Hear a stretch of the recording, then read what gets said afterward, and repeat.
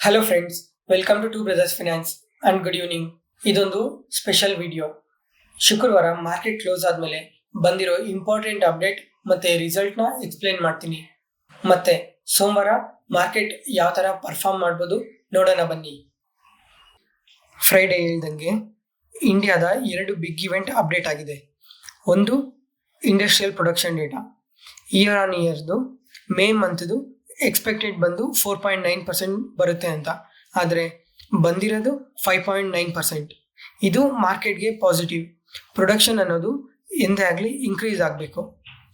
Second update ಏನು ಅಂದರೆ inflation rate data, year on ಇಯರ್ದು ಜೂನ್ ಮಂತ್ದು ಎಕ್ಸ್ಪೆಕ್ಟೆಡ್ ಬಂದು 4.8 ಬರುತ್ತೆ ಅಂತ ಇತ್ತು, ಆದರೆ ಬಂದಿರೋದು 5.8.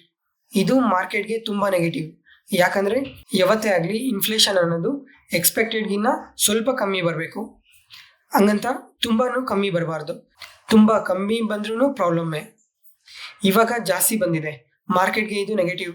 ಸೋಮವಾರ ಹೆಂಗೆ ಪರ್ಫಾರ್ಮ್ ಮಾಡುತ್ತೋ ನೋಡಬೇಕು. ಇದೇ ಥರ ಇನ್ಫ್ಲೇಷನ್ ಜಾಸ್ತಿ ಆದರೆ ರೇಟ್ ಕಟ್ ಮಾಡೋ ಚಾನ್ಸಸ್ ತುಂಬ ಕಮ್ಮಿ ಆಗುತ್ತೆ. ನೆಕ್ಸ್ಟ್ ರಿಸಲ್ಟ್ಸ್ನ ನೋಡೋಣ ಬನ್ನಿ. IREDA, Indian renewable energy development agency, ಇದು ಶುಕ್ರವಾರ ಮಾರ್ಕೆಟ್ ಕ್ಲೋಸ್ ಆದಮೇಲೆ ಅಪ್ಡೇಟ್ ಆಯಿತು. ಪಾಸಿಟಿವ್ ರಿಸಲ್ಟ್ಸ್ನ ಪೋಸ್ಟ್ ಮಾಡಿದೆ. ಸೇಲ್ಸ್ ಬಂದು 32% ಗ್ರೋ ಆಗಿದೆ, ಎಬಿಟಾ 21%, ನೆಟ್ ಪ್ರಾಫಿಟ್ 30% ಗ್ರೋ ಆಗಿದೆ, ಮತ್ತು EPS 11% ಗ್ರೋ ಆಗಿದೆ. ಇದು ಒಂದು PSU ಕಂಪ್ನಿ ರಿನ್ಯೂವಬಲ್ ಎನರ್ಜಿ ಸೆಕ್ಟರ್ಗೆ ಲೋನ್ಸ್ ಕೊಡುತ್ತೆ. 7 ಮಂತ್ಸಲ್ಲಿ 400% ರ್ಯಾಲಿ ಆಗಿದೆ. ಇದು ಇವಾಗ ಸ್ವಲ್ಪ ಓವರ್ ವ್ಯಾಲ್ಯೂಷನಲ್ಲಿದೆ. ಇನ್ವೆಸ್ಟ್ ಮಾಡೋದಕ್ಕೂ ಮುಂಚೆ ಅನಾಲಿಸಿಸ್ ಮಾಡಿ ಇನ್ವೆಸ್ಟ್ ಮಾಡಿ. ಓರಿಯೆಂಟಲ್ ಹೋಟೆಲ್ಸ್ ಅಂದರೆ ತಾಜ್ ಹೋಟೆಲ್ಸ್, ಇವರು ರಿಸಲ್ಟ್ಸ್ನ ಕಂಪ್ಲೀಟ್ ನೆಗೆಟಿವ್ ಆಗಿ ಪೋಸ್ಟ್ ಮಾಡಿದ್ದಾರೆ. ಸೇಲ್ಸ್ 11% ಡೌನ್ ಆಗಿದೆ, ಎಬಿಟಾ 48%, net profit 118%, EPS 120% complete down ಆಗಿದೆ.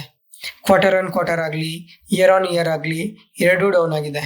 HCL ಟೆಕ್ನಾಲಜೀಸ್ ರಿಸಲ್ಟ್ಸ್ ಅಪ್ಡೇಟ್ ಆಗಿದೆ. Year on year sales 7% grow ಆಗಿದೆ, ಎಬಿಟಾ 8% ಗ್ರೋ ಆಗಿದೆ, ನೆಟ್ ಪ್ರಾಫಿಟ್ 21% ಗ್ರೋ ಆಗಿದೆ, EPS 21% ಗ್ರೋ ಆಗಿದೆ. ಓವರ್ ಆಲ್ ಪಾಸಿಟಿವ್ ರಿಸಲ್ಟ್ಸ್ನ ಪೋಸ್ಟ್ ಮಾಡಿದ್ದಾರೆ. ಗೈಡೆನ್ಸ್ ಸಹ ಪಾಸಿಟಿವ್ ಆಗಿ ಕೊಟ್ಟಿದ್ದಾರೆ. ಸೋಮವಾರ ಇದಕ್ಕೆ ಸ್ವಲ್ಪ ಪಾಸಿಟಿವ್ ಆಗಿ ಓಪನ್ ಆಗ್ಬೋದು. 5 Paisa Capital, year on year 21% grow ಆಗಿದೆ, ಎಬಿಟಾ 46%, ನೆಟ್ ಪ್ರಾಫಿಟ್ 38% ಗ್ರೋ ಆಗಿದೆ, EPS 35% ಗ್ರೋ ಆಗಿದೆ. ಓವರ್ ಆಲ್ ಪಾಸಿಟಿವ್ ರಿಸಲ್ಟ್ಸ್ನ ಪೋಸ್ಟ್ ಮಾಡಿದೆ. ನೆಕ್ಸ್ಟ್ ಅವೆನ್ಯೂ ಸೂಪರ್ ಮಾರ್ಟ್ ಅಂದರೆ DMart, year on year sales 19% grow ಆಗಿದೆ, ಎಬಿಟಾ 18% ಗ್ರೋ ಆಗಿದೆ, ನೆಟ್ ಪ್ರಾಫಿಟ್ 17% ಗ್ರೋ ಆಗಿದೆ, EPS 17% ಗ್ರೋ ಆಗಿದೆ. ಓವರ್ ಆಲ್ ಪಾಸಿಟಿವ್ ರಿಸಲ್ಟ್ಸ್ನ ಪೋಸ್ಟ್ ಮಾಡಿದ್ದಾರೆ. ಯಾವುದೇ ಪಾಯಿಂಟಲ್ಲಿ ನಾನು ಹೇಳೋ ಇನ್ಫಾರ್ಮೇಷನ್ ನಿಮಗೆ ಯೂಸ್ಫುಲ್ ಅನಿಸಿದ್ರೆ ಈ ವಿಡಿಯೋನ ನಿಮ್ಮ ಫ್ರೆಂಡ್ಸ್ಗೆ, ಫ್ಯಾಮಿಲಿಗೆ ಶೇರ್ ಮಾಡಿ. ಇದೇ ಥರ ನನಗೆ ಸಪೋರ್ಟ್ ಮಾಡಿ, ಸಬ್ಸ್ಕ್ರೈಬ್ ಮಾಡಿ. ಮಾರ್ಕೆಟ್ ಕೀ ಅಪ್ಡೇಟ್ ನೋಡಿಕೊಂಡ್ರೆ ಜಿಯೋ ಫಿನಾನ್ಸ್ NBFC ಬಿಸ್ನೆಸ್ಸಿಂದ ಕೋರ್ ಇನ್ವೆಸ್ಟ್ಮೆಂಟ್ ಬಿಸ್ನೆಸ್ಗೆ ಚೇಂಜ್ ಆಗ್ತಾ ಇದ್ದಾರೆ. RBI ಸಹ ಅಪ್ರೂವಲ್ ಕೊಟ್ಟಿದ್ದಾರೆ.